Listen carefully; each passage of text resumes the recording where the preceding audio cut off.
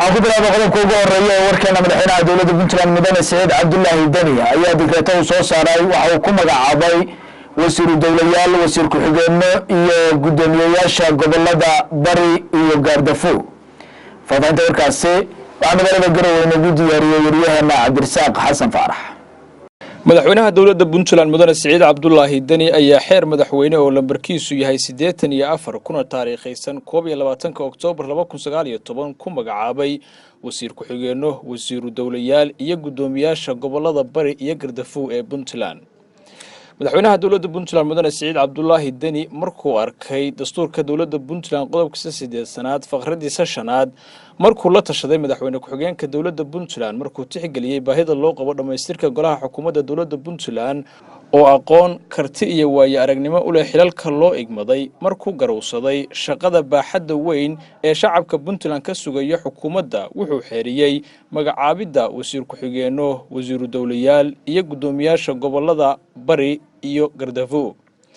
madaxweynaha dawladda Puntland mudane Saciid Cabdullaahi Dani waxa uu Cabdullaahi Cabdisalaan Xasan u magacaabay wasiir ku-xigeenka wasaaradda amniga iyo DDR-ta Puntland waxa Bashiir Jaamac Maxamed loo magacaabay wasiir ku-xigeenka wasaaradda waxbarashada iyo tacliinta sare waxa Cabdicasiis Maxamuud Macalin loo magacaabay wasiir ku-xigeenka wasaaradda duulista hawada iyo garoomada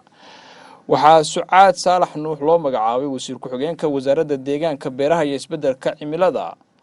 dhinaca kale madaxweynaha dawladda Puntland mudane Saciid Cabdullaahi Dani wuxuu Yuusuf Maxamed Wacays dhado u magacaabay wasiiru dawlaha wasaaradda dekedaha iyo gaadiidka badda waxa Maxamed Xasan Ciise loo magacaabay wasiiru dawlaha madaxtooyada iyo xiriirka golayaasha waxa Axmed Shire Siciid loo magacaabay wasiiru dawlaha wasaaradda xanaanada xoolaha waxa Fardowso Cismaan Cigaal loo magacaabay wasiiru dawlaha wasaaradda shaqada shaqaalaha dhalinyarada iyo ciyaaraha dawladda Puntland